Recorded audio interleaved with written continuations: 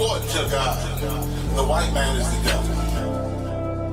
See, I've been in here for a little minute. You know what I'm saying? And I see niggas, they like to talk a lot. They like to claim leadership. They like to claim this and that. You know what I'm saying? They like to be above what they really is and have authority. But they don't really need that authority. They don't really know what to do with that leadership. You understand? You hold hands with this boy, your ass need to stop it. Ass you to give a damn what you talk about. Don't give a fuck what you believe, nigga. Gotta stand up and serve my God. We don't pray on our knees, nigga. Yeah. See, everybody ain't with all that peace talk. Everybody ain't with all that bygone be. Boy, your ass need to stop it. Ass you to prophets. About to get serious. When they hit us with dope and kill us with crack, where the fuck with your leaders? I'm curious. He cashed out on your blood, traded you in and bought a new biz. Ask you the prophets, I tell you the scheme. If you don't wake up, you gon' die in your dreams. I say you won't tell you no more. I swear these crackers try to kill us slow. Just spoke to a nigga and fed he up for parole because of the COVID. It feel like the host in this world that don't go together. Know it's gold in the ghetto. I'm in the city blazing with my niggas. Just told the devil the score never settled. Yeah, see the prophets.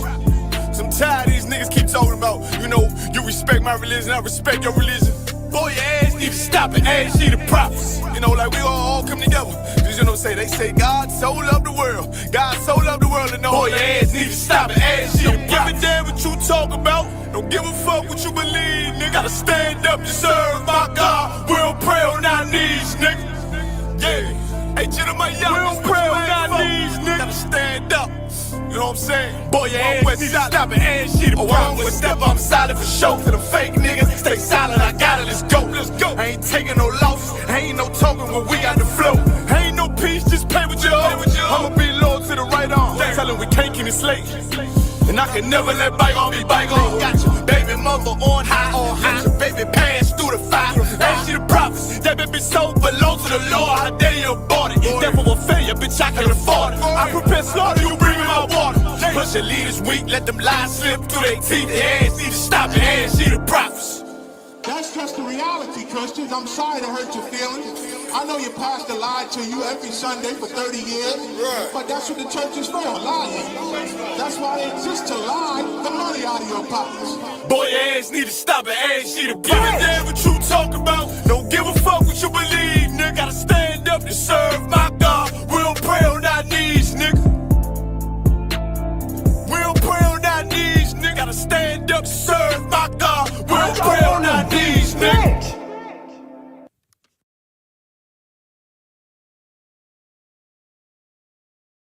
Alright, clap it up. Going out of 1 West, 125th Street, Harlem, New York. Under the man, General Hunter, there, and that kind of law class. Ladies and gentlemen, you got any questions? Type it in the chat. Raise your hand in the room. Say it's a law class, what we're going to get into today is simply to understand how to understand the Lord. A lot of times people don't understand the Lord because they want the Lord to be their God the way they want to serve God. And the Lord wants you to serve him the way he wants to be served.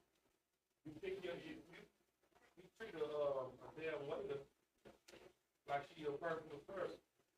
Now, I thought I said these fries are too cold. I put more ice in my cup. But then when they come to serve the Lord, he's just supposed to accept your service, however you give it to him.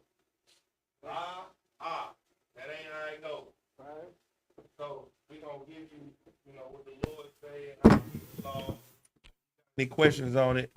Other than that, we're going to get into the topic. The topic tonight is fake love. There's so much fake love going on out here in today's society, in the world. And that love in a lot of people's mind, those actions in a lot of people's mind is love. They don't even know that they're hurting you. Get these dice. They don't even know that they're hurting you. But we're going to go into that. You know what I mean? And they don't know that they hurt.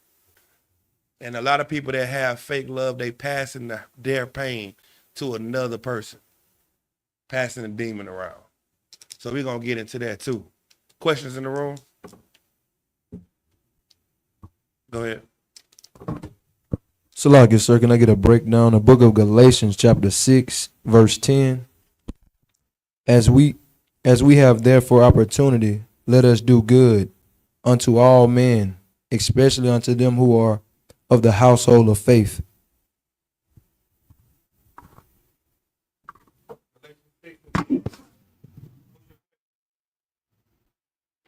Pretty much just a general breakdown on it. The book of Galatians, chapter 6, verse 10.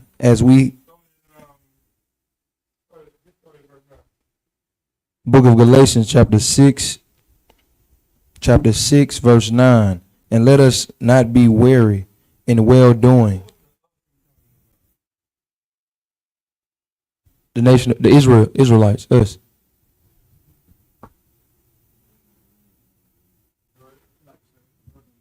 Talking about brothers in the school.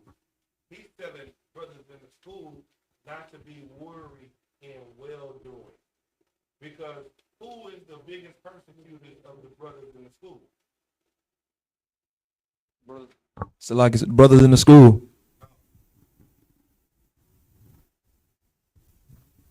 It's like, sir, if I could, our families. Right.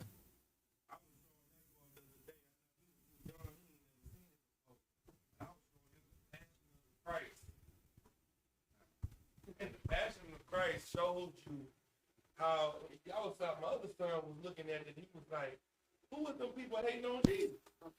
I was like, "Them the Jews." He's like, "Wait, hold up. How are they the Jews and they hating on Jesus?" Because the biggest persecutor of the work of the Lord is your own brothers. That's who hate the work more. The damn devil wife, Pilate wife had a dream not to do nothing against Christ. Pilate said, "I wash my hands from the blood of this man." The Jews said, "Crucify him." You understand? So while you going through that, the scripture is telling you what? Read it again. And let us not be weary in well doing. Trying to teach them the truth, bring them into the knowledge of the truth. Don't get weary because the people you trying to teach don't want to hear it. And that's the biggest thing. You like, man, once I just tell them this, once I show them this breakdown, my mama is going to serve the Lord because she loves God. She in church every week. My family members, they love God so much because they always at church. And then you going to start telling them about God, and then they're going to tell you you losing your mind. So that makes you start to think that what you're doing is what? Wrong. It makes you second guess yourself. It makes you second guess everything. Like, man, is this really right? You know, they telling me this ain't of God because I'm splitting the family up. God will unify the family, but then you read the Bible and Christ is like, you know, if you can't separate from your mother, your father, your sister, your brother-in-law, your father-in-law, the dog, the cat, the ventilator, you can't separate. If you put anything before me, you ain't worthy to be my disciple. Then you understand separation is Christ-like. So don't be weary in well-doing. Keep going. For in the due season we shall reap if we faint not. In what season? In the due season. In due season, in due time. As time progresses, you're going to benefit from this hardship. You're going to benefit from this thing that you're going through that you feel like it's such a big deal. One day, you're going to benefit from it. Keep going. If you do what? If we faint not. Why does it say faint not? Pretty much like endure to the end. Don't give up just because you're going through the season. Because it's what? It's hard. It's hard to stay in the truth, right? It's hard to keep working, especially when you're being persecuted by the people you're trying to teach. It's telling you not to get weak. No matter how bad it look, keep going. Verse 10, as we have therefore opportunity, let us do good unto all men. As we have opportunity, let us do good to all men. to the people that's against us in the world. A lot of people talk about y'all in the school, y'all doing this, y'all doing that, y'all speak against us. We speak against us, but we ain't touching you. Right. I mean, we speak against you, but we ain't doing nothing to you. We ain't stopping you from teaching. We ain't, we just talking against you because you're evil. Ain't nothing wrong with that. Let us, as we have the opportunity to do good unto all men, and what else? Especially unto them. Read that one again. Let us do good unto all men, Uh-huh. especially unto them who are of the household of faith. Especially unto your brothers that's in the school. Do well to all the men, all the Israelites, especially to the brothers in the truth. Because you can't be, who is our enemy? Who is the brothers in the school's enemy? The oppressor. And who else? Yes, Christian church. And who else? The demon hood. And who else? Every other nation besides the ones in the truth. And who else?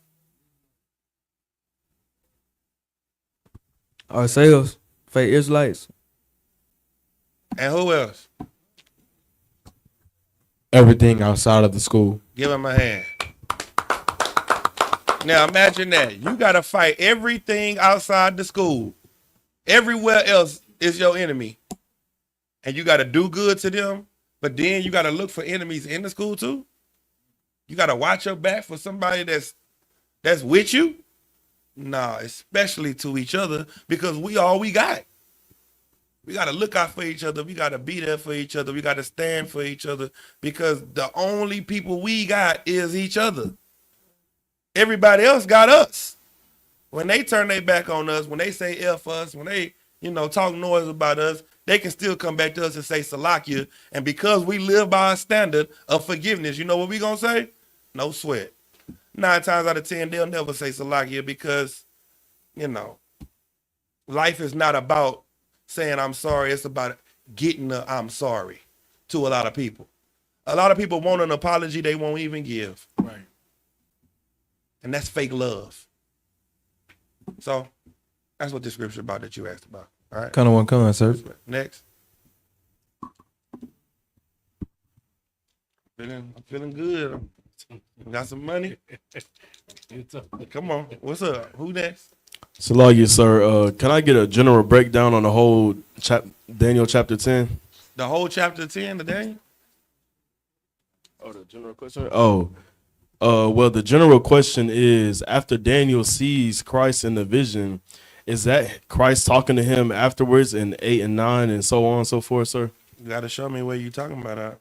Come. After 5. Okay. So, this is the book of Daniel chapter 10 and verse 6. His body also was like the beryl, and his face as the appearance of lightning, and his eyes as lamps of fire, and his arms and his feet like in colors of polished brass, and the voice of his words like the voice of a multitude. Verse 7. And I, Daniel, alone saw the vision, for the men that were with me saw not the vision, but a great quaking fell upon them, so that they fled to hide themselves. So, like, sir, even then, what does that mean? That they didn't see the vision, but a great quaking fell upon them and they hid. How many times have you seen the vision that everybody's seen? When you have a dream, who else see it? Nobody else, sir. When you daydream, who else see it? Just me, sir. So he's seen this thing, and to him, it was happening right in his face. But everybody else around him, they didn't see it. And they said there was a great what?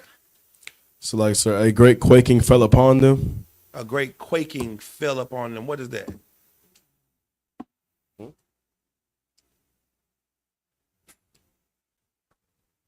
It's like I said, they're like their spirit been shaken up.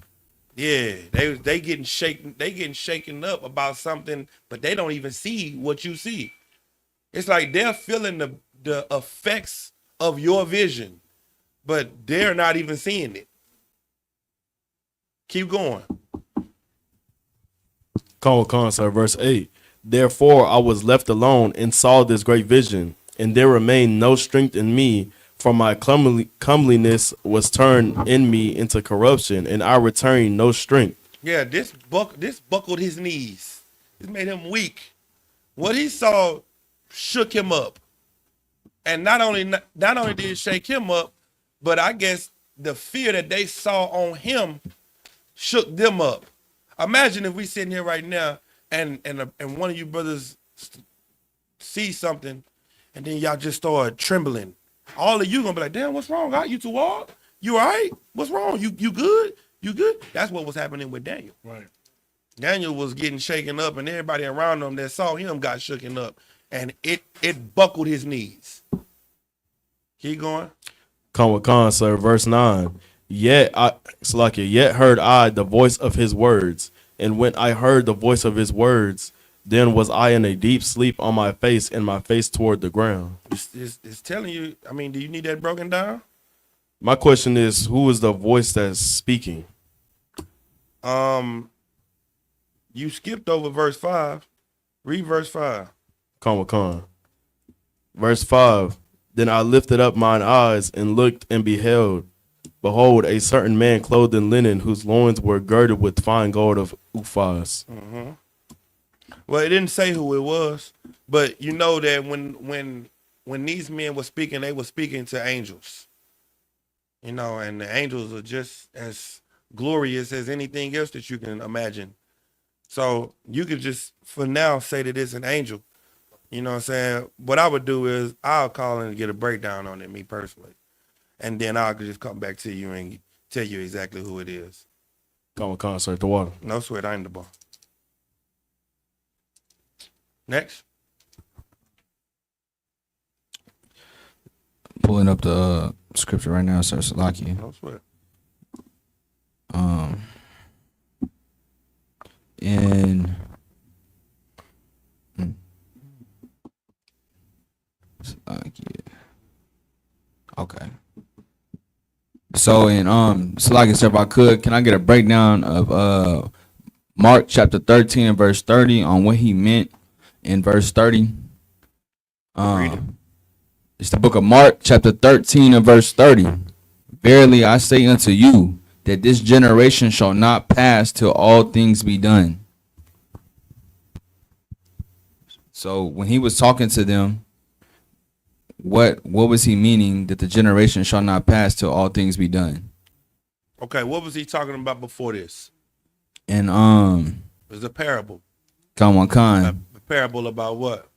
the him coming back But what was the parable that he used? and the fig tree.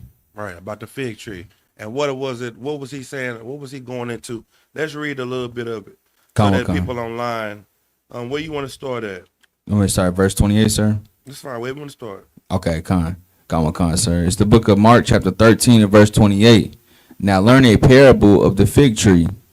When her branch is yet tender and putteth forth leaves, ye know that summer is near. Verse 29. So ye in like manner, when ye shall see these things come to pass, know that it is nigh, even at the doors.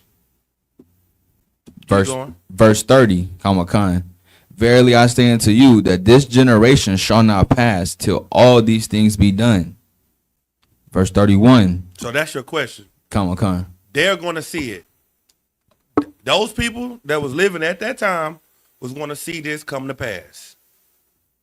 That's what it's saying. It's saying that this ain't something that's going to happen in another time and another generation going to see it. No, all y'all that's here in this time right now, y'all going to all see this. Right. Y'all not going to leave without seeing this.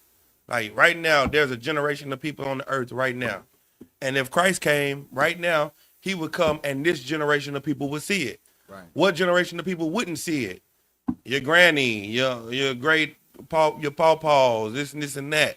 Because they in a different time, a different generation. You in a generation right now, y'all just graduated Hebrew Academy. Right.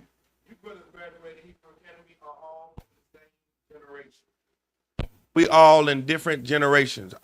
My class is a generation. The class after me was a generation. The class before that was generation. We're all, generation just mean the people that's living around the same time.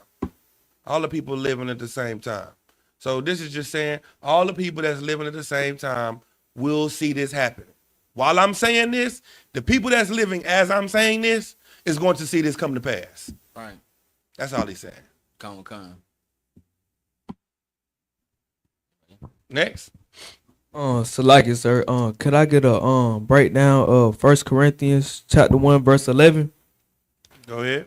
For it hath been declared unto me of you, my brethren, by them which are out of the house of Chloe, that there are contentions among you.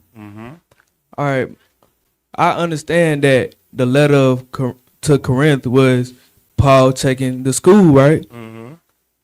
So what is the contentions among them? Is the contentions among them is them having the split in the school? Read the verse before that. Kawakan, verse 10. Now I beseech you, brethren, by the name of our Lord Jesus Christ, that ye all speak the same thing. Why was he saying that all speak the same thing? They all teach the same thing? No.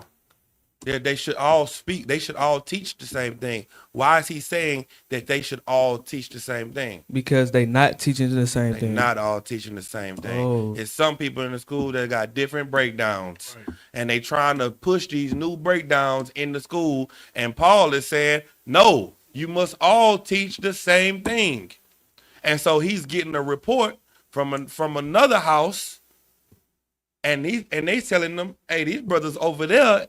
You got to remember, in these houses, what was happening in these houses? Was it like they was sinning in these houses? Go ahead, Rapar.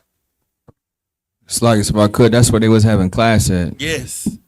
You got class at Naquan house, and you got class at my house, and the class at Naquan house, they breaking down some, John wasn't in the truth. John was in the truth. John the Baptist was in the truth. Then in my house, we over there saying, John the Baptist was not in the truth. And so now we come to camp, and the brother get up on the podium and be like, yeah, because John the Baptist, he didn't serve the Lord. He wasn't in the truth. And we like, what the hell? What are you talking about? So now Paul get a report. Like, yeah, them brothers over at the house of Chloe, in the house of Naquan, they over there teaching some old other stuff. Oh. That's the report that he's getting, and he's checking them over that. Oh, okay. The water. Oh, select. That ye all speak the same thing, and that there be no division among you. There be no divisions among you. Who was this talking about? In the school. Okay. It ain't about nobody else. It's about people that in the same school. It's the same. Okay. I'm glad that you're in the truth to teach yourself. Keep going. Kawakan. But that ye be perfectly joined together in the same mind. The same mind, same breakdown, same spirit. All of us must have the same everything. One body, one Lord, one faith, one baptism. Because this is the house that the Lord set up for, righteousness and perfection. Set up to do the will of the Most High. So we can't, people come here and get rescued, get saved, right? And we divide it like the church. Right. We can't be like that. Right. And so what the Lord is doing is when there are these divisions, whoever can get off of their high horse, then they're made manifest that they were never here. That's 1 John 2 and 18, 2 and 19. They went out from us because they were not of us, because if they had been of us, they would have no doubt continued with us. But they went out so that they might be made manifest that they were not of us. So it's people in the school, it's shalom. But then it's something they holding on to that they can't let go of because they got to be right about everything. That's why they don't want to go to council. That's why they don't want to take check-ins. That's why they don't care about rank and order. They don't care about structure.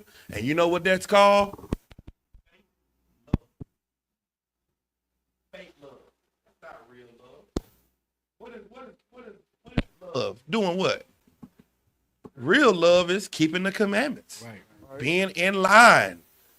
Being, following orders. That's real love. But when you follow orders all the way up until you get an order, like you want everybody to follow your orders until somebody give you orders. Now, hold up, wait a minute. Hold on, you just a man. You just, oh no, what are you talking about? Every book of this Bible, all these books, what's the name of these books? Who names on here? God's? Whose names is on these books? Men. Men. Right. You can't read the Bible if you don't listen to men. You can't learn math because math came from men. The English language came from men. So if you don't learn from men, you can't learn nothing from man. If that's the case. You can't get in the Uber because the Uber driver is a what? A man. And what is he doing? Telling you what? What to do? He telling you where to go, what to do. You can't go to the restaurant and you can't talk to the waiter because the waiter is a what? A man. It's a man. I mean, damn, you can't do nothing if you're not gonna deal with men. You see what I'm saying? That's bullshit. Right. So finish the verse. Kawakan, that there be no divisions among you, but that ye be perfectly joined together in the same mind and in the same judgment.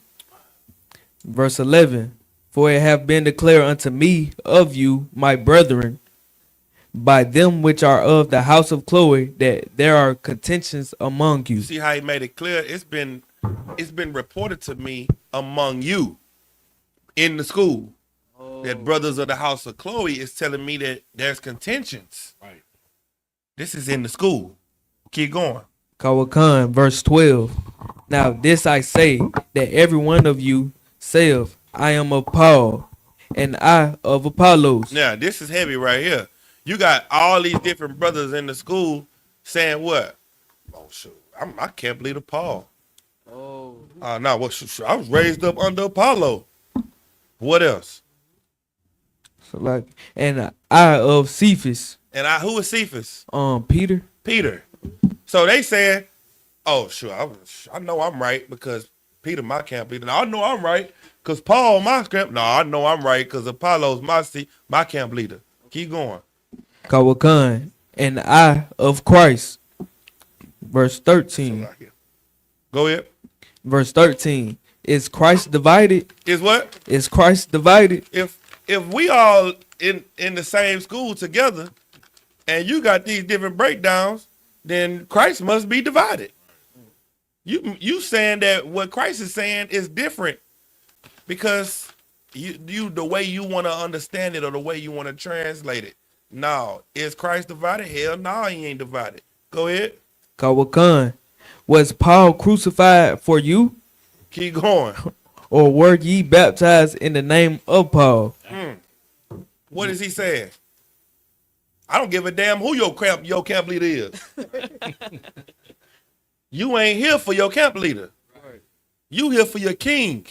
Christ gave his life for you, not Paul.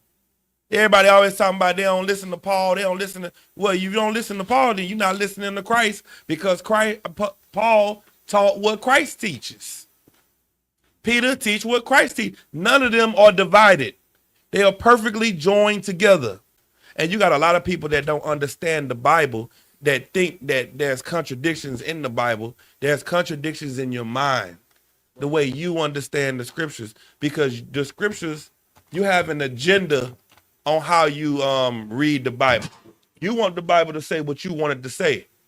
So you read it in a way that it says what you want it to say when it says what it says. All right? Mr. Mo, you good? I'm too wild, sir, at the water. I'm sweat, I in the book. Next. We got a few questions in the chat, sir. Oh, come on. Let me get some offline. Knock some of them back. Colonel Wakan, sir. Start in order.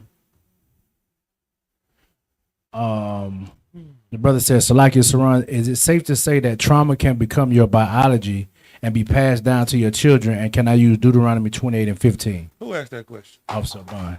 Bond? Colonel Wakan, sir. His brother is in my head. That's exactly what I'm going into today. Can trauma be passed down to your children? Absolutely. Right. Absolutely. You have the trauma. Okay. When were we in slavery? How many of you were slaves? Look at that. Nigga raised his hand. No, I just asked the question. We were slaves? I ain't say you was wrong. But were you ever a slave? So why did you raise your hand and say you was a slave? You know why? Because you still feel the trauma of the slavery. That's why you say remember when we were slaves? Remember when back when we were slaves?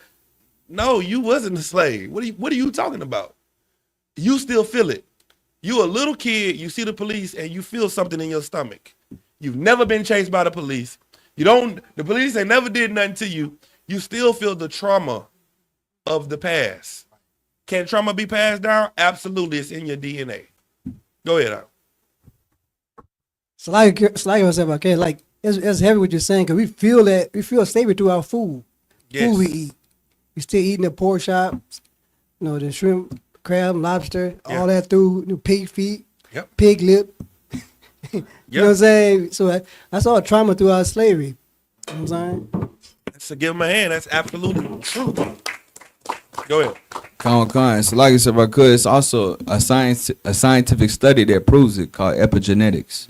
Break that down. Break that down, because that's exactly where I was going. Break it down. So the epigenetics is trauma that's literally passed through your DNA from your ancestors to you, and it's found in, like, geneticists have found it in genetics. Yes, and guess what? Your oppressor uses that to make you a workhorse.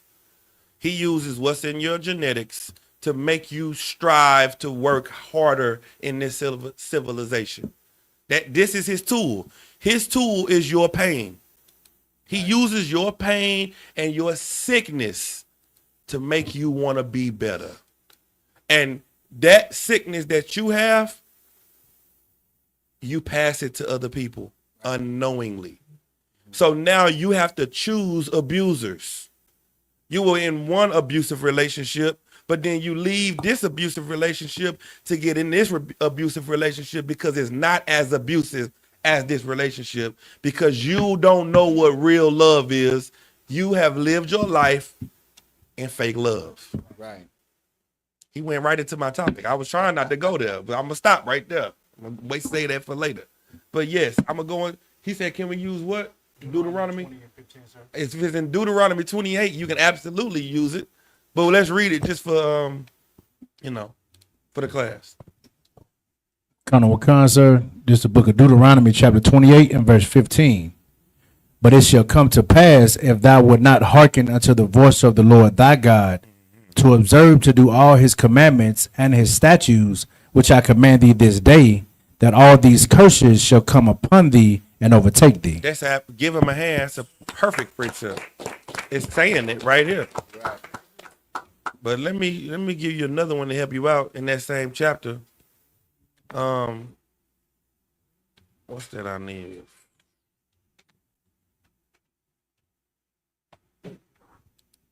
I mean,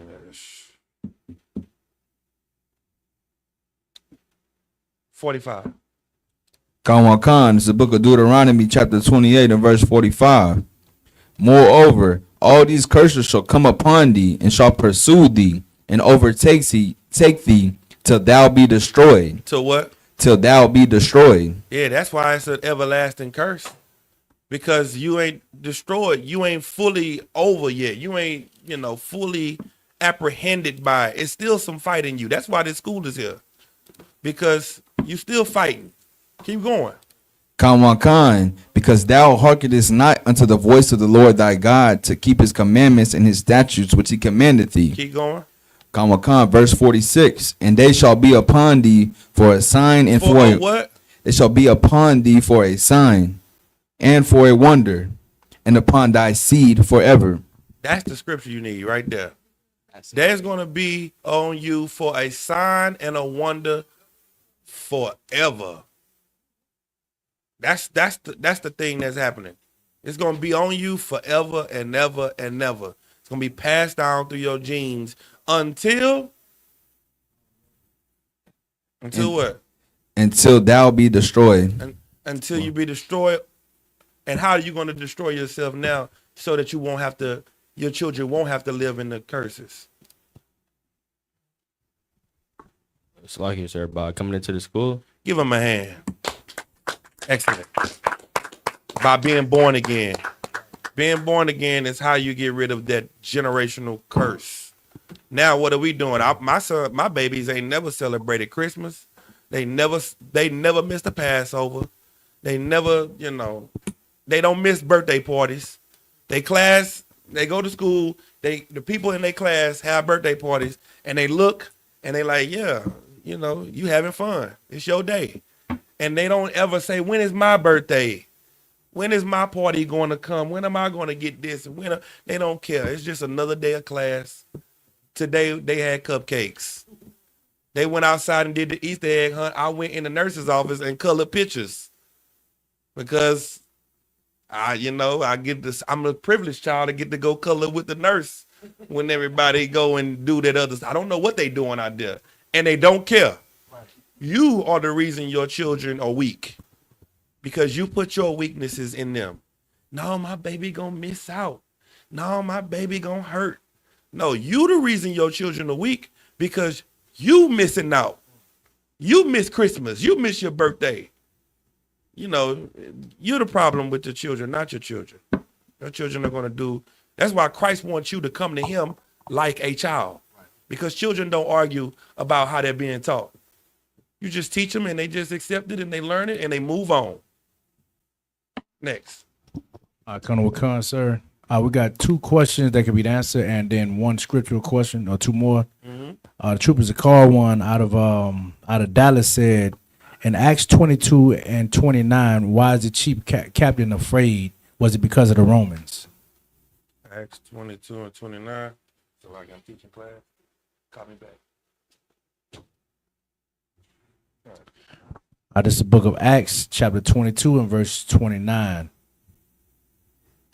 Then straightway they departed from him, which should have examined him, and the chief captain was also afraid after he knew that he was a Roman, and because he had bound him. What is this about? 29. Ain't that when Paul and them was locked up, sir? And they got out because they was praying. Oh, okay. Yeah, that's exactly what this is. This is when Paul and them, what was it, Paul and Silas? They was bound in jail and they was praying and it was an earthquake that happened and the gate came open. The chief captain was afraid because if these 2 prisoners were out of the jail, he was going to get in trouble. Or they could have came out and killed him. So he's afraid because he's like, oh man, I'm going to have to kill myself because I done lost these prisoners. I can't lose prisoners, especially not high value prisoners like Paul. Right. This is somebody they wanted off the streets. Imagine the police get Commander General Hunter and General Muhammad in the prison, and then an earthquake happened and the doors open. They're gonna be like, I lost the treasure. This is what we've been trying to get these men in jail for all these years, and I lost them. I gotta do something about this. I gotta die. And that's what they wanted to do. That chief captain, whatever what it's called, commando. Chief captain, yeah, he was scared for his life. And he was about to off himself. And Paul was like, hey, chill out, Doc. We still in here. We ain't go nowhere. And what did that do? They honesty did what to that brother? What did he do? Y'all don't know what happened after that? After that brother started asking questions. He's like, man, what y'all on? Y'all ain't even trying to get out of jail? That's a different type of brother. You understand the mission of everything that you do, even going to jail. That's why it's so weak when you fear prison, you fear going to jail. The Lord probably sending you in there to raise up the yard. Ashiar said, if you put me in the jail, I'm going to raise up the whole yard. That's how we feel. We going to just go in there. What you scared of? Ain't jail the same niggas from the hood? I mean, you going to the hood, just in the cemented hood. You just in there with, tighter spaces. It's the same niggas doing the same stuff. The same way you could have got killed on the streets, you can get killed in jail. It's the same thing, God. And in the UPK, we were taught not to be afraid of our people. That's really what it is. You're just afraid of your own people. You're afraid to go and be around your own people. You can't take being around your people all the time. You need a break. You're afraid of them. Not with this job. You can't be afraid of your people. Go ahead. So like I said, if I could, is this a good precept for that, sir? Come on. It's the book of Mark, chapter 13 and verse 11. But when they shall lead you and deliver you up, take no thought beforehand what ye shall speak, neither do ye premeditate, but whatsoever shall be given you in that hour that ye speak, for it is not ye that speak, but the Holy Spirit. That's a perfect precept. Give him a hand. 9 times out of 10, the thing that makes you so stressed out is the thinking about it. It's the, oh man, what am I gonna say? Oh, what about this? How am I gonna handle this? What is this? Man, listen. I went out to the land today, and I was talking. Me and a brother was talking on the way down there. We were just talking about how we gonna just get more money and so we can help the school and build a school. And the brother was saying, I gotta be in position to make a couple of meals so I can help the school. I was like, then you taking the Lord out of it. Like the Lord, we working, we gonna try to get everything done, but the Lord, he gonna do his part. I say all the things that you thinking about raising, the Lord probably mess around and have it done. We get on the land. Somebody been riding around the land, clearing land. They've been clearing land and they've been acting like, I guess they think they finna get on there and do something. But they not. And I say, you see how the Lord did this? I say, normally somebody will be mad and say, you been on my land, clearing my land. Listen, now I'm gonna let them clear all the land they want. I'm gonna let them build houses on it. And then I'm gonna go and I'm gonna get in the house and I'm gonna tell them they trespass. And now we got houses on the land for free. And we gonna say, Kwam Yashala, and we gonna put it on the video. And we gonna say, look what the Lord did. We came back, it was 12 houses on the land for free. And now we holding it down. They gonna pull up at the house. We gonna be pulling up, saluting each other. They gonna see us switching out on posts. Men gonna be on posts in them houses. We never leave it. That's the Lord doing it. Others will see that as, oh, Satan is busy. I say the Lord is busy. You know what I'm saying? So, next. Colonel Khan, sir, the brother also asked, why did the Jews constantly hate on Paul because he was teaching to the Gentiles? And he said, who are the Pharisees and the Sadducees today? The Christian church. The Christian church are the Pharisees and the Sadducees, and now you can see why they would hate on Paul, because Paul was a Christian pastor. Just think about it like that. Paul was a well-renowned, highly educated, highly respected amongst the Pharisees pastor. And then he came and joined the cult.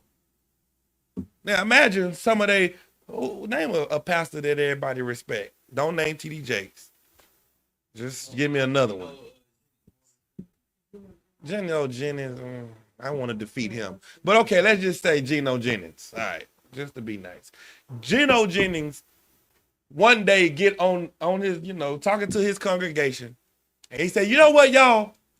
Everything I said was wrong, and them Israelites in the black, the ISUPK, they was right all along.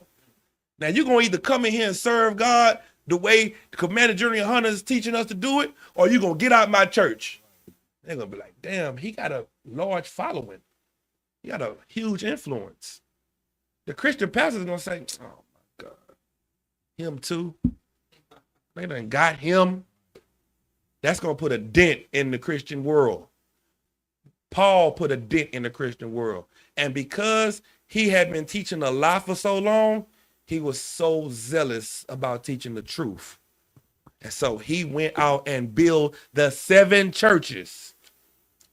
That's what he did. He went out. Peter was like, nah, I ain't leaving Jerusalem. I'm going to just stay in I'm gonna stay in Jerusalem because I'm not going out there with the unclean people.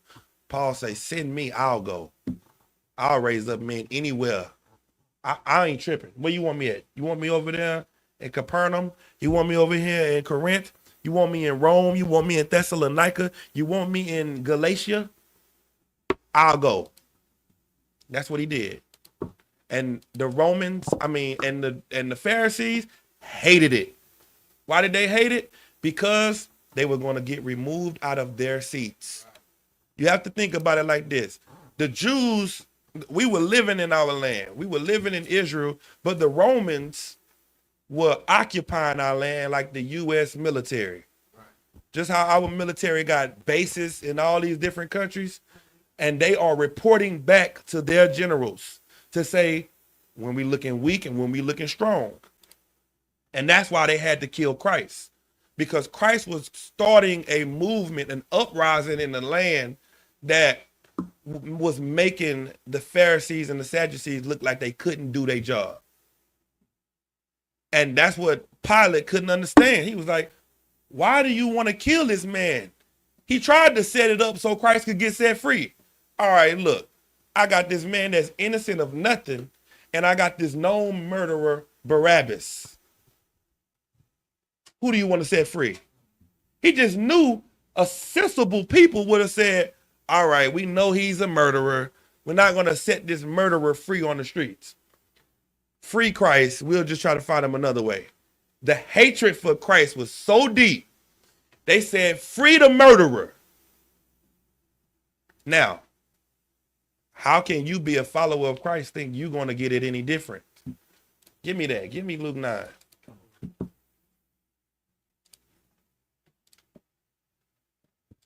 Yeah, Luke 9. Got it, sir. You know what I'm looking for? Lies, sir. Oh, you act like you was finna go right to it. I was just gonna read it. Give me Luke 9. No, not 9. Give me 10. Where he said that you a servant, your servant is not better than a master. Let's see. It ain't in Luke 10.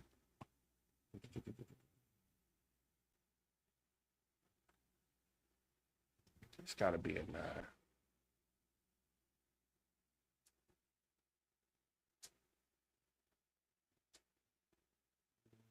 Seven men being rejected every time. All things I'm saying, dying himself. Take. It's right here. Somebody find it. Top is all sitting. It's in Luke. I just taught this the other day. I remember you was teaching it too. Yeah, that's fine. What you got? That could be right.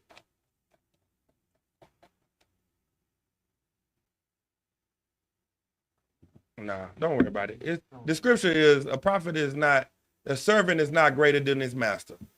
So if they did it unto me, they're gonna do it unto you. Oh, that's the scripture. It's probably in there too. We can read it real quick.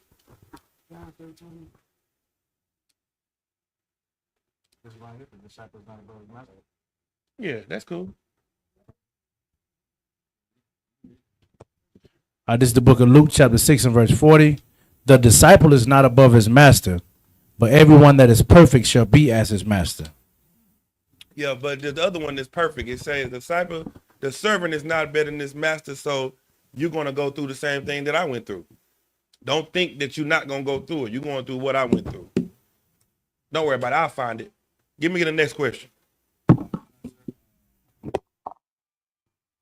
Last question online. Officer Tapazar asked, so like it, sir, if I can get a breakdown of Hebrews 4 and 6 through 10, and what is the rest Paul is talking about? All right. It's Luke 14.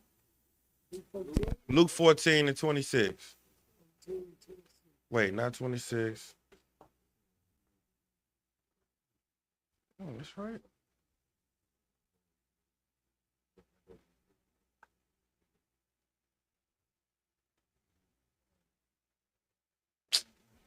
I'm finna find it. Go ahead, read the scripture. Shalaki.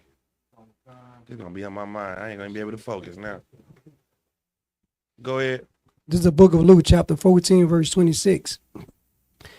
If a man comes to me and hate not his father and mother and wife and children and brethren and sister, yea, and his own life also, he cannot be my disciple. What is this? What is this? Oh no, I thought y'all wanted to read. Oh no, Shalaki. Now give me the question for top of all. The question was, what is the rest of Paul talking about? Hebrews 4, 6 through 10. This is the book of Hebrews, chapter 4 and 6. Seeing therefore it remaineth that some must enter therein, and they to whom it was first preached enter not in because of unbelief. Again, he limited a certain day, saying in David, today after so long a time, as it is said, today if you will hear his voice, harden not your hearts. For if Yahweh had given them rest, then would he not afterwards spoken of another day? Mm-hmm. There remaineth therefore a rest to the people of God. For he that is entered into his rest, he also had ceased from his own works, as God did from his. Yikes. What is his rest? It's right there. It's right in your face. Go up to verse. Let's see if I can help you out a little bit. Go to read verse 2. Verse 2 This on is the down. Read down to 4. That should help you. This is the book of Hebrews, chapter 4, verse 2. For unto us was the gospel preached, as well as unto them. But the word preached did not profit them, not being mixed with faith in them that heard it. Verse 3. For we which have believed do enter into rest, as he said, as I have sworn in my wrath, if they shall enter into my rest, although the works were finished from the foundation of the world. Verse 4. For he spake in What is the rest that the Sabbath, the kingdom.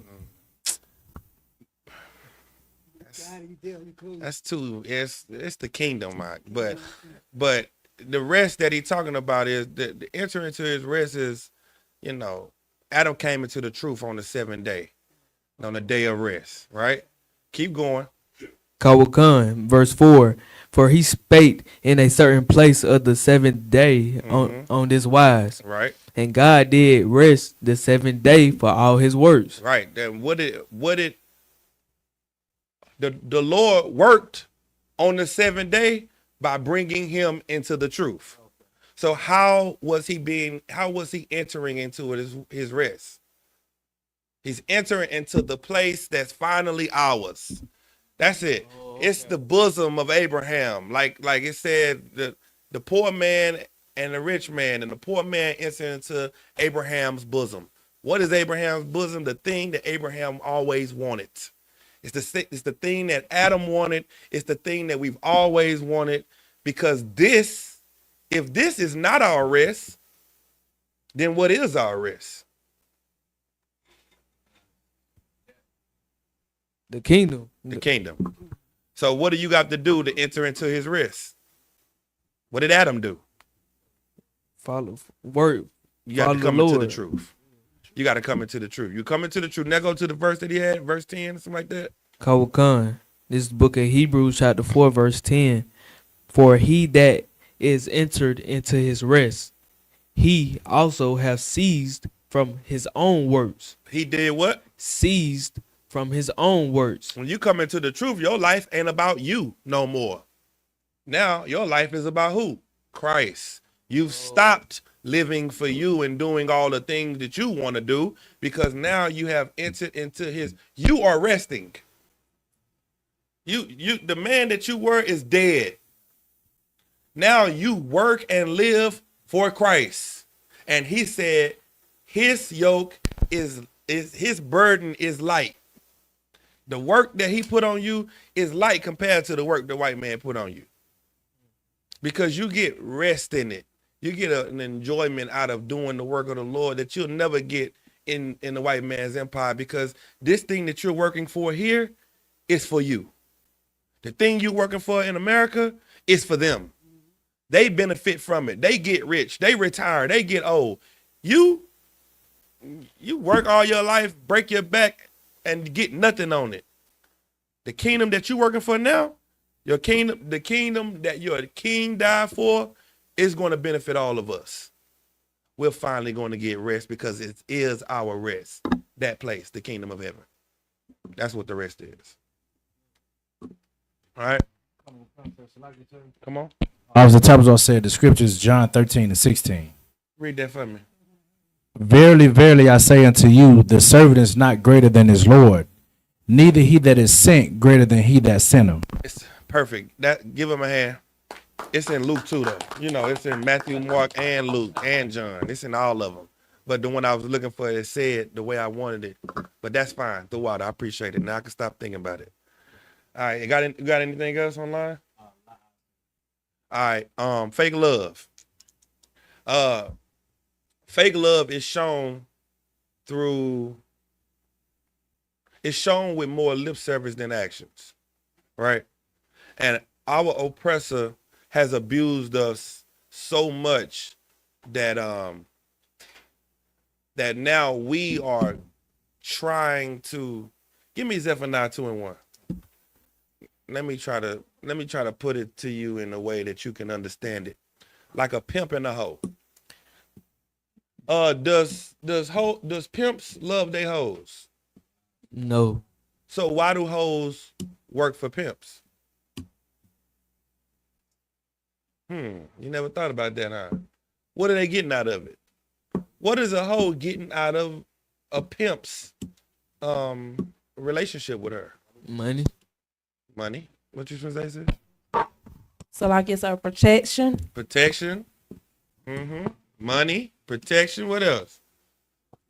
Attention. What else? Fake love. Fake love. Because this hoe is so beat up and destroyed, has been destroyed her whole life. This is what love is to her. Protection, money, resources, clothes, and all of the hoes with the pimp is what? What is that to her? That's her family. They are family. They are a very dysfunctional family, and that is what you have in America. What you have in America is fake love with your fake family. You have joined to America and pledged your allegiance to it, and America hates you, and they use you, and they destroy you. And you are giving your limbs and your life for people that hate you. That's fake. Read this. The Zephaniah. It's the book of Zephaniah, chapter 2, verse 1. Gather yourselves together. Yea, gather together, O nation not desired. O nation what? Not desired. So since we're not desired, what are we doing to become desired in this place? It's like we're trying to prove ourselves to them. Yes. You taking off your culture and putting on their culture so you can be desired by them. You setting yourself to the side, who you really are, your dreams, the things that you want to do, so that you can be desired by a nation that hates you. And that's what hoes do, and that's what pimps do to hoes. You have to know that America is a pimp. And the life that you've lived in your house with your family, you have lived in a house full of abusers that told you they love you. And they didn't know that they were abusing you, because the love that they gave you was the same love that was given to them. And that was passed down from generation to generation to generation, just like Abun said. It's been passed down. And nobody has known that we were really receiving abuse. We didn't know that. Give me my video. Give me my video of K Michelle. I want y'all to watch this video, and I want y'all to understand this is the life that blacks and Hispanics have all lived. And because I'm in the truth, I feel pain for this sister. But people in the world, this is normal. And you don't realize how hurt she is until you come into the truth and see and experience real love. Play the video.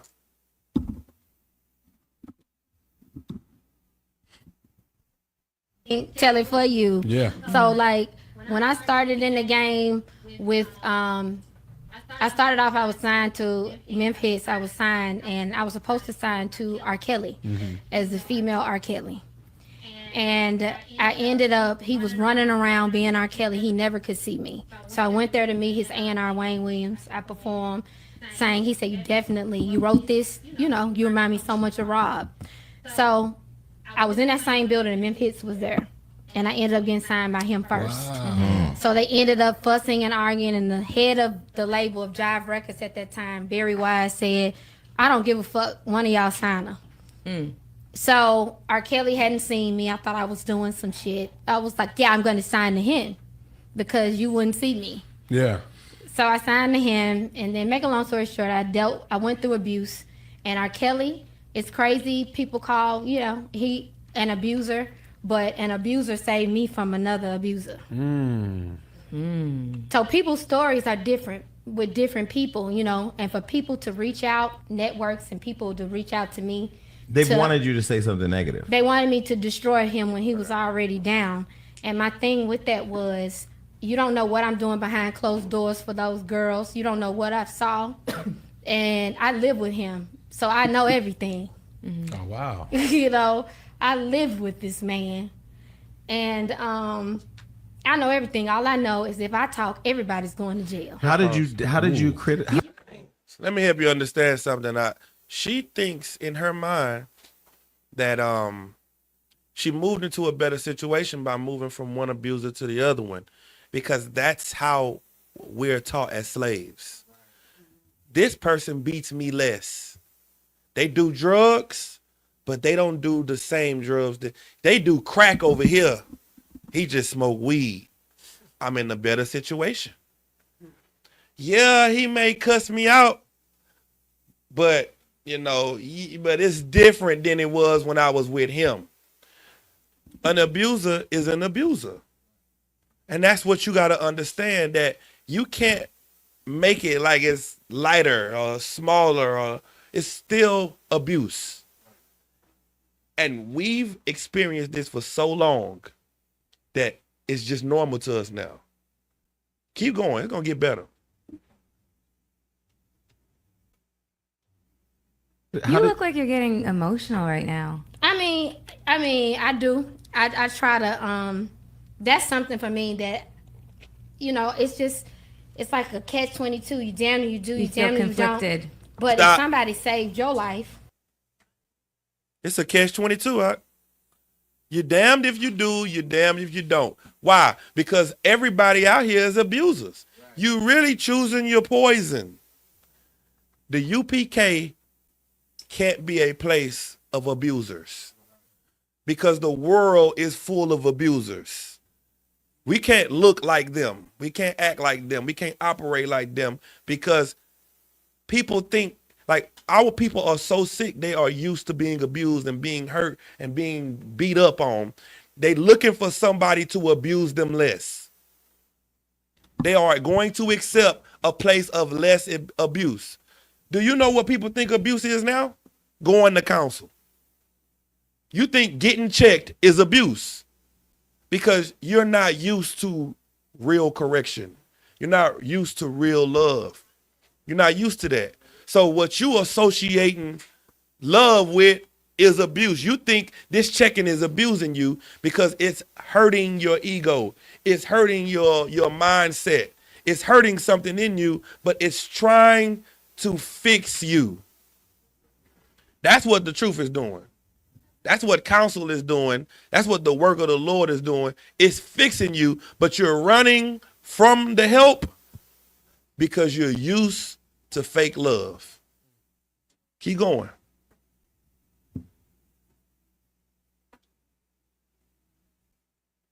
When another motherfucker was trying to take it. I mean, you want me to just destroy the only person that didn't have my back? Like, for real. In this business, the only person that had my back was him. So you want me to, you've already got him. You want me to get on this show or get somewhere and sit there and destroy a person when nobody believed in me.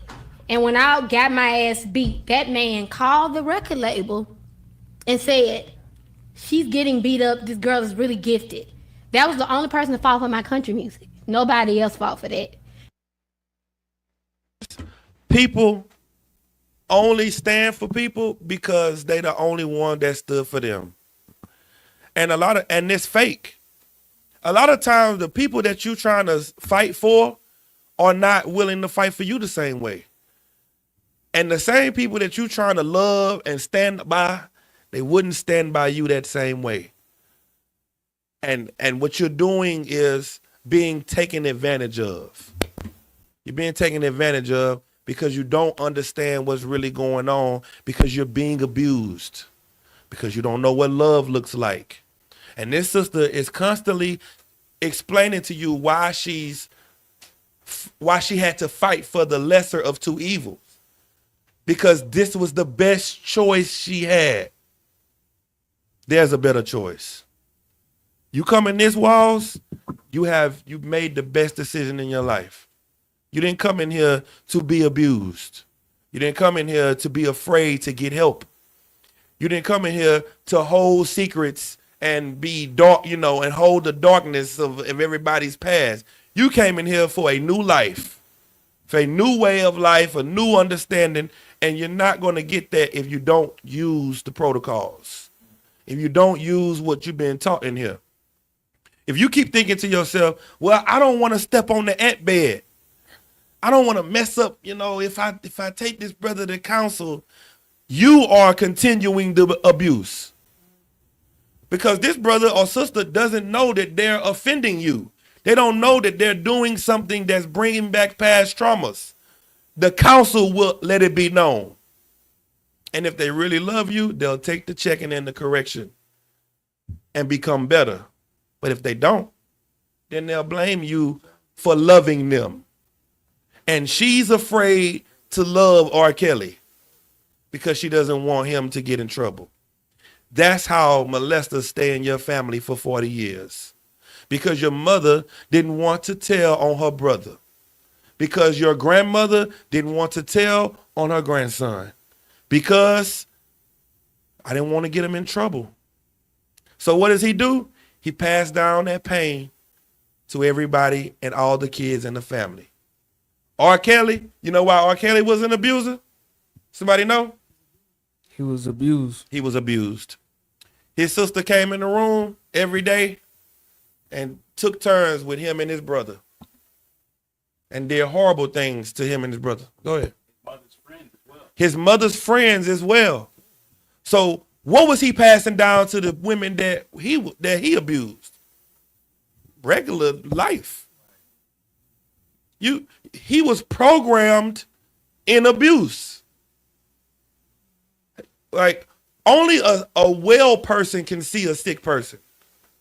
Sick people all together, they don't know that they sick. They having a good time.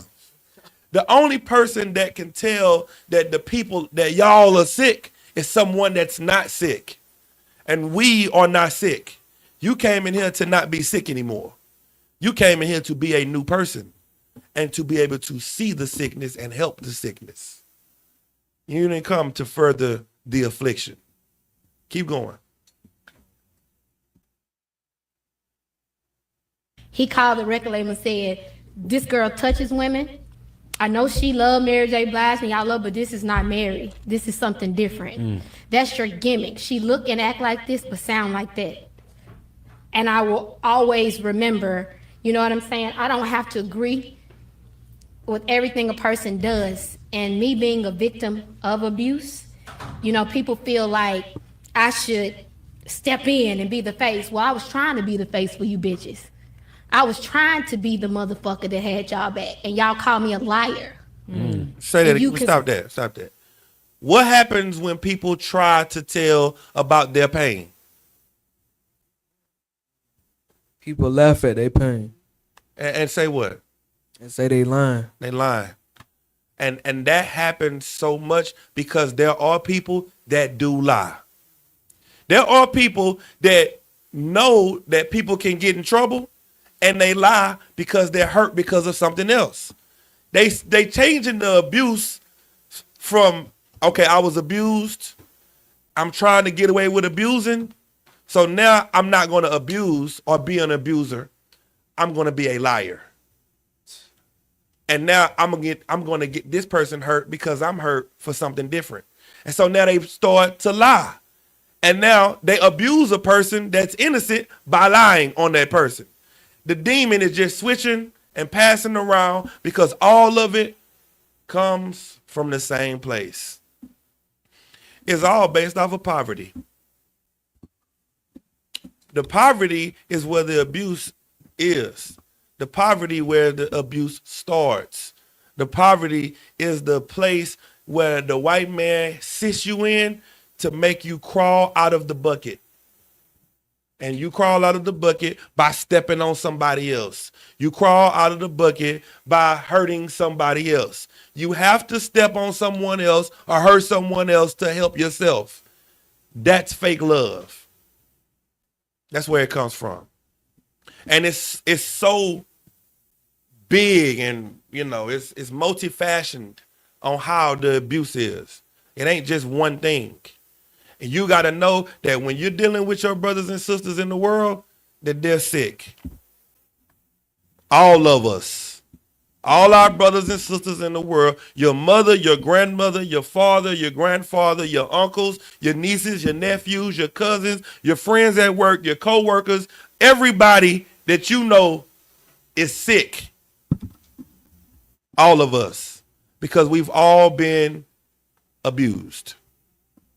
Everybody in some form of way, form of fashion, verbally, physically, emotionally, we've all been abused. Trauma, seeing trauma, hearing trauma, experiencing trauma, seeing death, experiencing death, feeling it, all of that. Trauma is the thing that's making you and made you who you are. That's why the hood is the way it is. Give me Lil Wayne.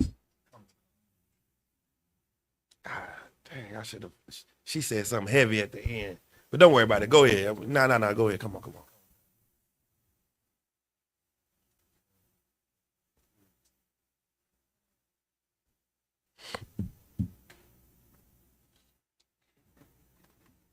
At the age of 12 years old, I shot myself. I was in the house. Police knocked on the door. I was right there. They knocked the door down. Everybody jumped over my body to go get the guns and drugs and whatever they could find. It took one guy to stop right there. Just cuss everybody that hopped over me out. What the fuck are y'all doing?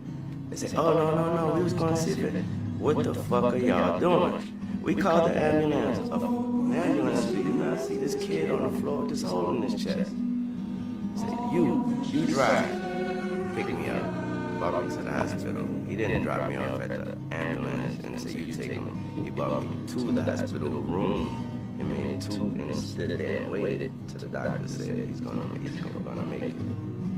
He said, don't worry, my name's Uncle Bob. This is white snow. The motherfuckers that hopped over me, black than me. I don't know what race it is. He said he don't know about no racism because a white man did his job. Some white man saved his life, so now he don't know nothing about racism because everybody that saw him shot dead on the floor jumped over his body. Why did they jump over his body?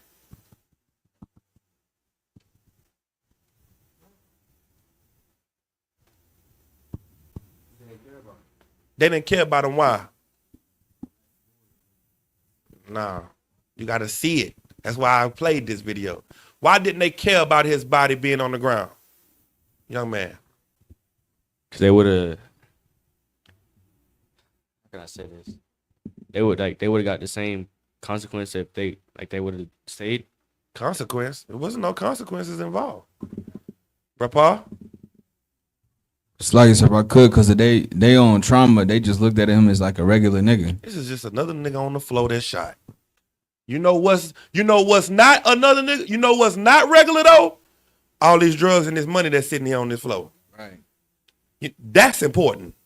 You just another nigga that's shot. You just another nigga that's hurt. Stop complaining. Ain't nigga, we all been through that. Right. We all have been shot at. You been hit in the chest. I shot myself too, man. You'll be all right. Right. Or you'll be dead. So what? But this money and this drugs and these guns, I need that right now. You know why that's more important? Because of poverty. Right. Poverty makes you look over your brother's pain. Poverty makes you say, this is not important. He's not important. I don't got time to worry about him and his problems because I got through the same thing. I went through the same thing. He got to get over it like I got over it. And that made him hate his brothers and love a white man forever. One white man saved his life. He said, there's no such thing as racism because a white man saved me. A white man did his job. Go ahead. If I could, so I got a precept. Come on. Jeremiah 2:33. Why trimmest thou thy way to seek love? Therefore hast thou also taught the wicked ones thy ways. Yes, you trimming your ways to seek love because you want to be like them. And you want to be joined to their society. But the most important thing is how we supposed to love each other and stand and fight for each other. We just can't do that because we too poor to. That's what makes you so special. What makes you so special is you are just like them and you see them sitting on the floor and you would have stopped and picked him up and said, forget his money. You would have walked in the door and saw your brother on the ground and you wouldn't have cared about his money. What we're learning in here is we don't care about your money. We don't care about what you can give us. We don't care about your assets. The Christian church is such a large business because how many offerings they give passed out today in the church? 4, 5, at least 4. You walk in, they give you the envelope. You sit down, they do an offering, then they do praise and worship, then they give another offering, then they give another offering at the end. Then they say, listen, we need a $20 line, the $50 line. All the lines, that's about 7 offerings out. 6 or 7 offerings that happen in one service. Then the next service, they do the same thing. That was just the 10 o'clock service. Right. Why? Because that's what they're in the business of doing, getting money. You're in the business of saving lives. So what do you want to do? You want to counsel. You want to break down the scriptures. You want to teach them. You want to give them the therapy they need. That's what's important to us. The money is not the most important thing. The brother is the most important thing. That's what you need to keep in your mind. When you focus on the money and what you can get out of a person, you're going to end up showing someone fake love. The real love is what you do for your brother. You being there for him in the middle of the night, coming and helping him, making sure that he's not alone. Sisters too, especially. Sisters need each other. Y'all need each other because the world, the sisters, they call y'all pick-me's because y'all don't want to be hoes. You say, I don't want to be a hoe. Oh, girl, what's wrong with you? You need sisterhood. You need somebody by your side to tell you, yes, we're not going to be like them. The same way we need each other, the same way we are fighting a battle, y'all are fighting the same battle. Give me Tyson. Go ahead, Barack. Salagia, sir. You could say that the hatred that those black officers had, and even Lil Wayne has towards other black people, is also a symptom of our slavery and our poverty. Absolutely. So because those officers, they are just the same people that Lil Wayne was, because those drug members that Lil Wayne hung out with sold drugs to vulnerable black people. which means that they are racist to black people. Absolutely. Now, when the black police officer comes and cleans up the scene, he's not going to pay attention to you. He's not going to pay attention to you as a vulnerable black person like you didn't pay attention to vulnerable black people. Salaki. Give him a hand. That's the fact. The world has taught us to be selfish because you are all that you have. You're an individual. You're an individual when it comes to serving God. In the truth, you can't serve the Lord without your brothers. In the world, you can only serve the Lord by your own personal relationship with him. Go ahead. So like if somebody who eats pork will say, I don't gotta go to church because the body is the temple is my body. And then eat pork. Right. Yeah. Everything is made off of hypocrisy. What we're doing in here is showing you how real and how you can live the Bible. We make the Bible, we bring it to 2025. Go ahead. Salaki, sir, if I could, it's like one of the heaviest things I seen Junior Hunter say is he wasn't so dope to a black man because he a black man just like him and it means something. Give him a hand. Because it means something. Doing this work, what you're doing with your brothers and teaching your brothers and sisters, it has to mean something to you. It can't just be something you do. Something you do is what the church do. They just doing something. It's worth something in here. You're doing it because you mean it. Go ahead, play this.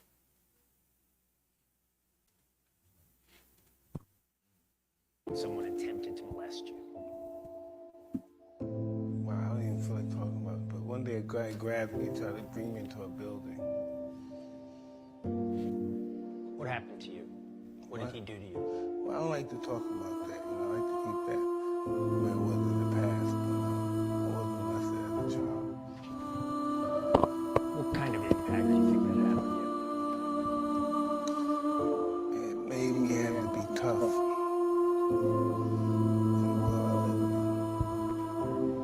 You know, you've talked many times over the years, for 25 years. You've never talked about this when we've talked. And you waited until you were almost 50 to tell me. Well, nobody's business to know. People just don't talk about it.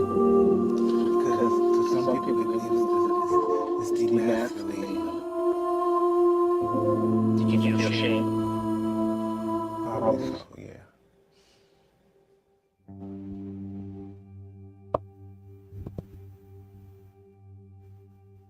I learned that don't mean that you're less of a man because it happened.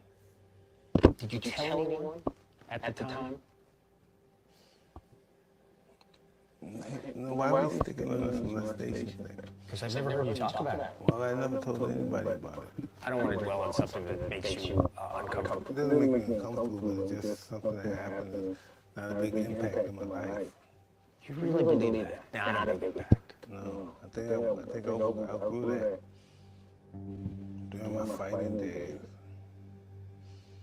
You didn't carry that rage with you. Could have, definitely. Definitely that, no doubt about it. If you put it in that perspective, yeah. Nobody's ever gonna pick on me again. That was the message, pretty much. I'm not going to be picked on. Yeah. I'm not going to be bullied. Never again. I'm not going to be grabbed by some guy. Never again.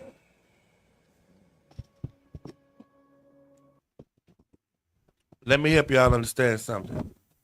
The pain of your past fuels you to becoming the person that you are. Have you ever realized when you go to the gym, it's a lot of homosexual men in there in the gym? Homosexual men are in shape. Have you ever thought about that? Do you know why? Because of what he just said. Because even though what they've done, if you heard him, he said, oh, it didn't bother me. It didn't really bother me. Because that's what they do. What they do is thinking, I was born this way. They ignore the trauma that had happened to their life. And they say, and they accept it as if this is just the way life is. There's nothing wrong with it. But then they do things to make sure it can never happen again because they were violated. And this is what you got to understand about our people. The reason we know of Mike Tyson being who he is because of the pain that he's went through. Right. That's what he knocked out people for all these years because of this pain. And he said, I'll never be a victim again. And our oppressor made millions off of his pain. Our oppressor made millions off of R. Kelly's pain. Our oppressor has made millions off of the lifestyle that we've lived in hell off of our pain. That's how he got rich, from your pain. Give me Psalms 137. Through your pain, you're not allowed to be in pain. You're not allowed to be hurt. You're not allowed to have any agony. You better get over it. Read verse 1. Khan. It's the book of Psalms, chapter 137, and verse 1. By the rivers of Babylon, where we sat down, yeah, we wept when we remembered Zion. Keep going. Verse 2. We hanged our harps upon the willows in the midst thereof. Keep going. Verse 3. For there they that carried us away captive required of us a song. The people that carried you away captive requires of you a song. Keep going. Khan. And they that wasted us required of us mirth, saying, sing us one of the songs of Zion. Now, the people that carried you into captivity requires you to sing happy songs. And that's what they always have done. The music industry is built off of the pain of blacks, Hispanics, and Native Indians. Right. All of your music is entertainment to the white man. They go. Have you ever been to a Lil Wayne concert? Have you ever been to the roughest gangster rap concert? Who's there? Barack. Teenage white boys. White people. They are standing there and they looking at you, tell that story about your life. And it's like they watching a movie. It's like, oh my God, you went through that in the ghetto? In the ghetto of South Central? White people do drugs so that they can experience the high that you rap about. You do drugs because of medicine. You're trying to self-medicate because you can't go to the doctor. So this is the only way that you know how to medicate yourself, through getting high, smoking weed and popping pills to numb the pain. You drinking, sipping syrup to numb the pain. The white man is like, that looks fun. This looks amazing. Let's do this. They require of you to be happy through all of the pain that you have been through in your life. Go ahead, Barack. Sir, experiencing your pain to them is like a theme park. They can visit and leave whenever they want. And that's, give them a hand. Nice. They can visit and leave whenever they want. And that's, hold on, go ahead. Now, if I could, sir, it was a white boy that did an experiment on YouTube because he wanted to say like black people on crack, it wasn't as bad as he said it was. So he did a 30-day experiment and he was using crack or heroin every day, and they ain't seen him since. And that's why they call it an epidemic when they get on drugs. That's why they're victims, because they're not really on drugs for real. The drugs is abusing them, but you are abusing the drugs. Right. Just imagine that. The drug is the problem when they use it, but you the problem when you use it. Go ahead, Doc. So like I said, if I could, that's so heavy because I don't think there's no entertainment industry in America that they don't get off on our pain. Like every brother in the NBA is in the NBA because they came from a single parent household. Because of poverty. There would be no sports and entertainment if it wasn't for poverty. Tell me what football player's son, what football player that run the CEOs of football, tell me what CEO of football son play football? None of them. None of them. There's no CEO of basketball whose son is on the basketball team. There's no CEO of soccer whose son plays soccer. Why? Because poverty is not there. Why are you doing it? To get out of poverty. Right. You are banging your body up, putting on pads, hitting somebody, running 25 miles per hour, getting hit by somebody that's 300 pounds, and they hitting you at 15 miles per hour. Right. And you are colliding your body for pure entertainment because of poverty. And what do they require of you? Khan, they saying, sing us one of the songs of Zion. Keep going. Khan, how shall we sing the Lord's song in a strange land? This is what you need to put in your mind. How are you going to be happy in hell? How are you going to sing a song about joy and happiness and finally being at rest when you live in this condition? The purpose of this class is to make you hate America, make you hate your life so that you can die and get a new one. A life without so much pain and agony and misery in the truth. You should want to come into the truth and leave the world behind. Leave all your pain and your suffering and everything that you've been through back there in that life and have your children to not experience what you experienced. Have your children to not see the things that you saw growing up. Not hear the arguments that you heard. Not smell the smell of drugs that you smelled. You should fight to create a new world for the future children. Right. A world of peace where we can finally have rest. Because if you don't, then all you're doing is passing your love down that you received, which is really abuse. You're just passing the abuse down, which makes you a what?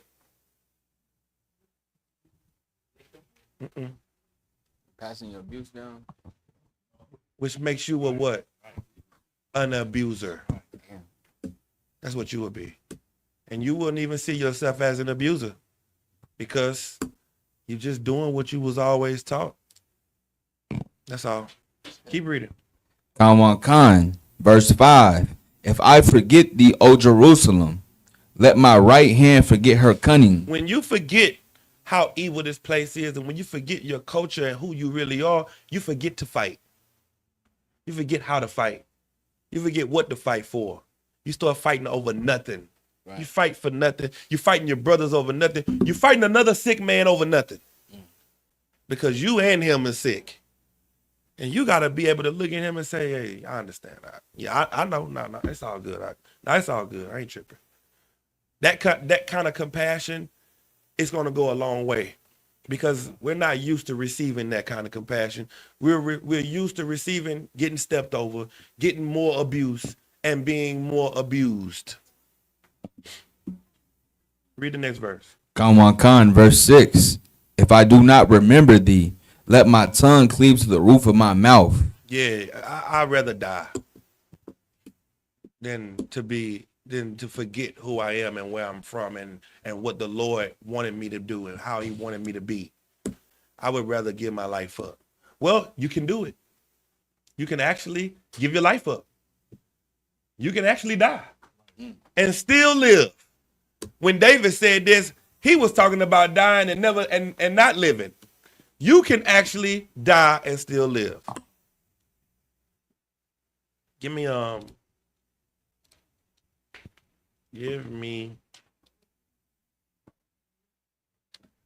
1 Timothy 6 and 5. Go ahead, Barack.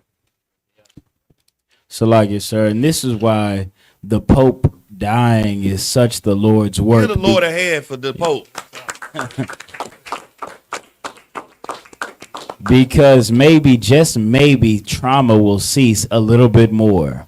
Maybe, just maybe, the Christian and Catholic Church will cease from effectively destroying the Black and Hispanic community and masquerading as its heroes with its leader dead. Give the Lord a hand for killing them. I mean, for unaliving, for putting them in the dirt.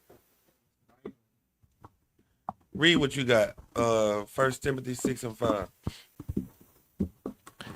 It's the book of 1 Timothy chapter 6, verse 5.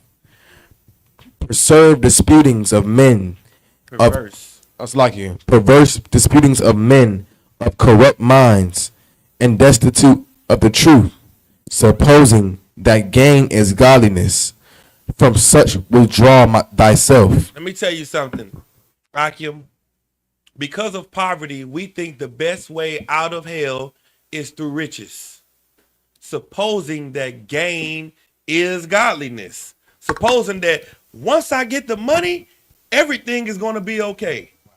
What that boy Pup Daddy say about money? He say, more money, more problems. What that Pup Daddy? That was Jay-Z now, huh? Yeah, so like it was somebody from New York. He said that was Mason. Yeah. Listen, you gonna get more money, you gonna have more problems. You have more haters. You think you got haters now, and you 100 out. Right. You barely got $1,000, and you got haters. What you think gonna happen when you get $100,000? Or you gonna think everybody hates you? Your mom, you think your mama hates you now, and you got your income tax. The hate gonna grow, and because you don't have no discipline, because your family is full of abused people that looking for somebody else to abuse, is gonna bring more attention to your life. And the Christian church have taught you that gain is where godliness is. Prosperity is where God lives. Keep going. Verse 6. But godliness with contentment is great gain. Read that again. But godliness with contentment is great gain. Godliness with contentment, that's the real gain. Having the truth and being content with what you got, that stops people from abusing people. Because now I won't sell you drugs because I'm righteous and I'm content with what I got. Now I won't steal from you because I keep the laws of the Lord, and I don't have to steal from you. I don't have to do that. I'm content with what I have. It's all good, brother. No, I'm fine. That's what's going to keep the community safe. Godliness and contentment. Knowing that I don't have to bust you upside your head for me to be the man.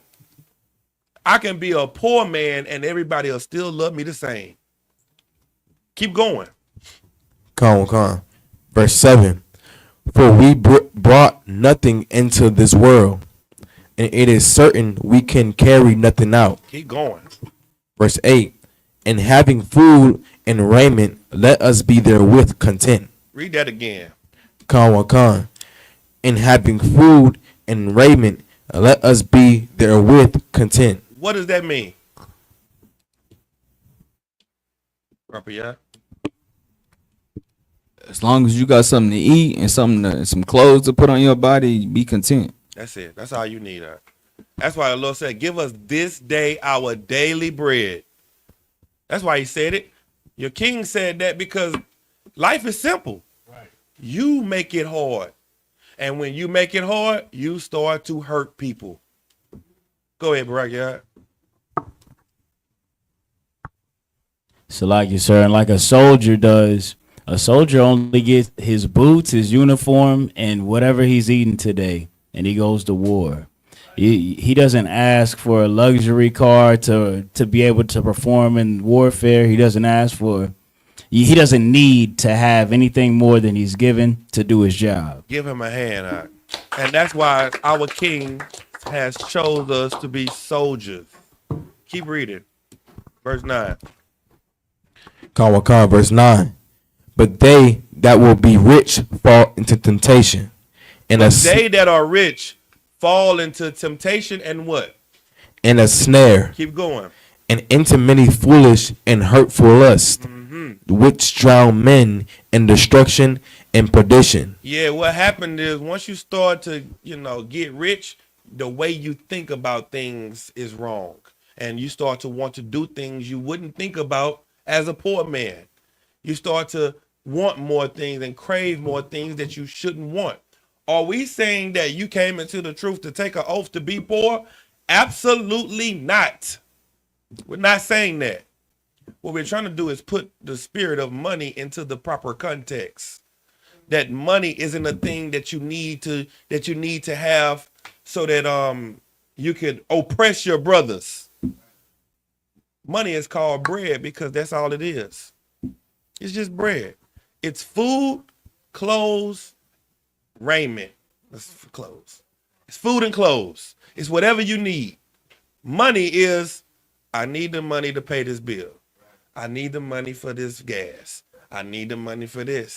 Money ain't, I gotta have this amount of money or I'm not people always say by the age 30, I want to have this, that, and the third. And when you don't get it, what you start to do? Rob, scheme, and do all kind of stuff to get you jammed up and locked up.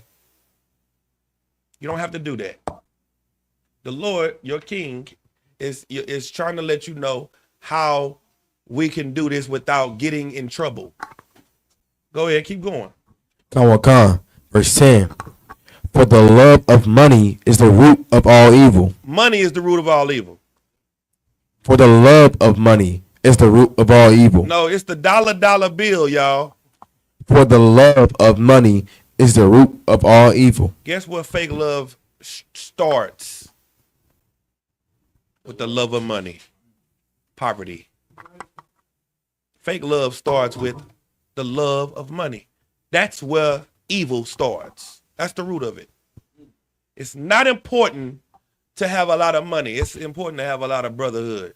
It's important to have a lot of love. And love is keeping the commandments, following what the Lord said to do. Because godliness and contentment is where the righteousness is. That's where real riches is. Go ahead. So like you, sir, recently this popular streamer, DDG, he said that he can't miss work because if he does, he won't be able to pay his bills. This is a man, he has luxury cars. He's given BBLs away and things like that. And because of his inability to be content and his love for money, would you say, sir, that he can't love black people? He will never be able to love black people because he needs black people to make him more money. Right. And if you can't make him money, he don't have time for you. This is what Christ was telling that rich man. He was like, I keep the laws. I do everything. What do you say I do? Sell everything you got. Right. Never heard about him ever again in the Bible. Never heard about him because the love of money is where the evil for your brother starts. The love of money is why those black police officers stepped over Lil Wayne and didn't see a young 12-year-old brother with a hole in his chest. Right. Go ahead. So like you said, those police officers, they wanted rank, so they got straight to what they knew was important. Exactly.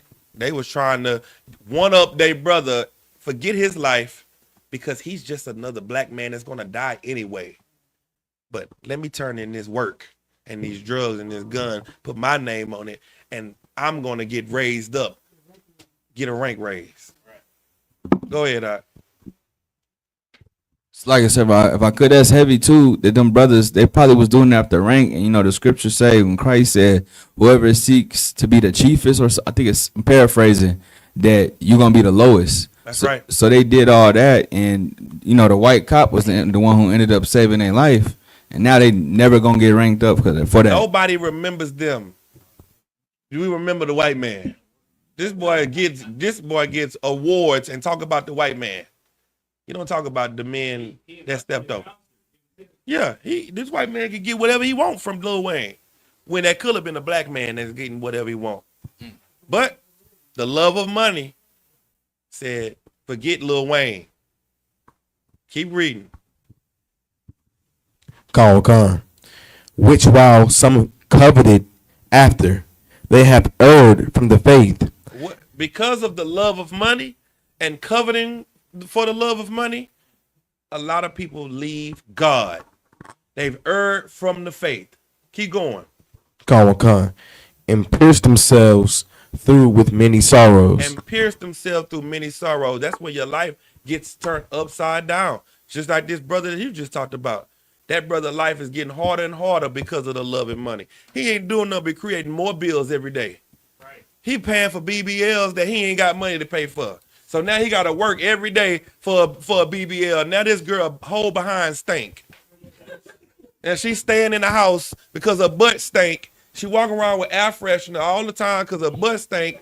Now she got an ass that she wanted everybody to see, but now nobody can see the ass because she's embarrassed that the ass stink. Because it's dead skin behind her that's stinking all on her body, and she did it for men, and now all the men see her like, damn, what? You smell that? What the hell? Now she can't get in. Yeah, what the hell? Now she's staying in the house. Hold on, let me finish this scripture. Keep going. Con. Verse 11. But thou, O man. But what? But thou, O man of God. O man of God, do what? Flee these things and follow after righteousness, godliness, faith, love, patience, and meekness. Keep going. Verse 12. Fight the good fight of faith. Lay hold of eternal life, whereunto thou art also called, and hast professed a good profession before many witnesses. Listen, stay in the truth. Stay focused on the Lord. Don't leave the Lord, because this is where you're going to get the reward. And the world don't have rewards for you. The world ain't going to help you. The world is just going to abuse you more and more. You're going to be more broke and be in more poverty and be more hurt. And what did it say? It got stricken with sorrows and be more stricken with sorrow. But, in the truth, we're going to get rid of that pain and that abuse and that sorrow. And we're going to make you, we're going to make you brothers and sisters that have never experienced that type of pain. All right? Any questions online? Go ahead. Slacky, sir, if I could. I get a breakdown of John 3, verse 5 through 10. Go ahead, read that. Slacky, sir, try to find it. This is the book of John, chapter 3, verse 5. Yahweh answered, Verily, verily, I say unto thee, except a man be born of water and of spirit, he cannot enter into the kingdom of God. What's the question?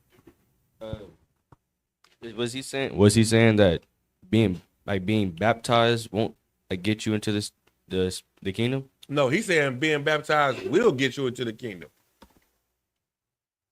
He say, except you be born of water and of the spirit, you're not going to get into the kingdom. So you got to be baptized by the water and of the spirit in order to get the kingdom.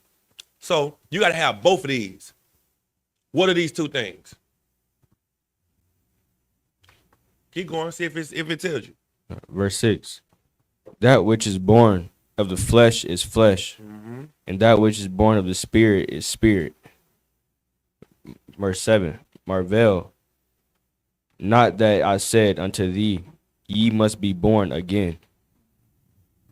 The wind bloweth where it listeth, and thou hearest the sound thereof, but canst not tell whence it cometh. So let me tell you what's happening. Christ is telling Nicodemus that he got to be born again. He got to be retaught all over again. That's what the baptism is. The baptism is the teaching, the washing of the water with the word. And so that's what he has to get in him, the truth. This is a religious leader, somebody that everybody looked up to and respected, and he didn't want to learn all over again. And so he was like, well, you born of the flesh, you're going to stay of the flesh. But if you come into the truth and get the spirit, you're going to get the spirit and be born of the spirit. And that's what he's telling them. You got to be born of the spirit by the teaching. And if you don't do that, then you're just going to stay the same way you are. You're not going to just be able to come in here and do a ritual and dip yourself in some water and change. That's not going to change you. Come on, sir. The water. All right, no sweat. Questions? Any more? I'll wait. All right, no sweat. With that, we're going to pass the class over to Trooper Yatazaq. Give him a hand.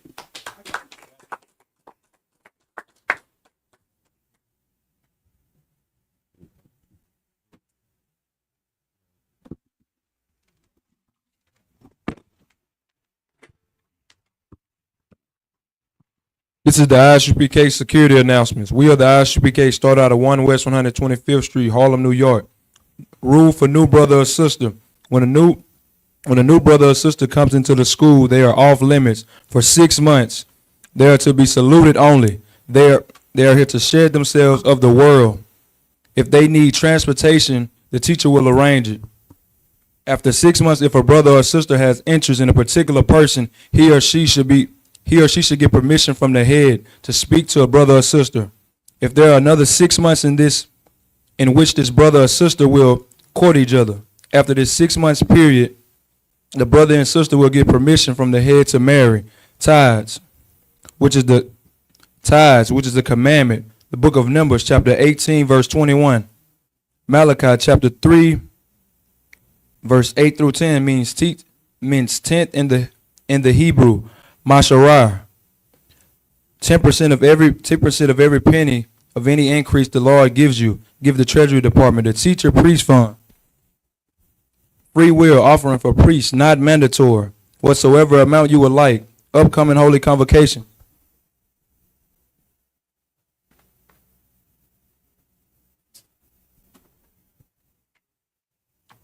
Feast of first fruits after the Sabbath.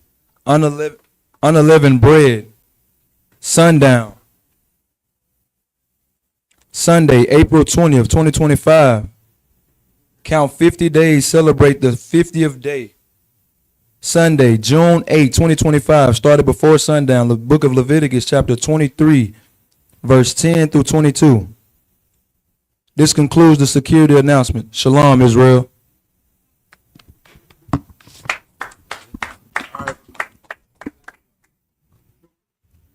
Oh, yeah, troopers. Go ahead and read that last part. It ain't no.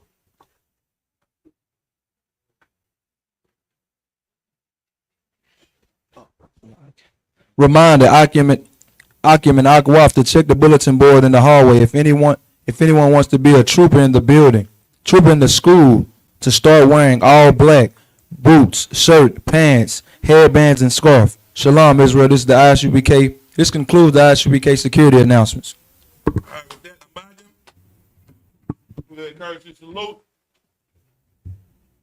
Men of Israel, Imagine Shabbat. Imagine. Right. Yahya Matah, so Imagine to the sisters, stars to the brothers, get a courtesy salute. Men of Israel, Imagine Shabbat. Imagine. Right. Yahya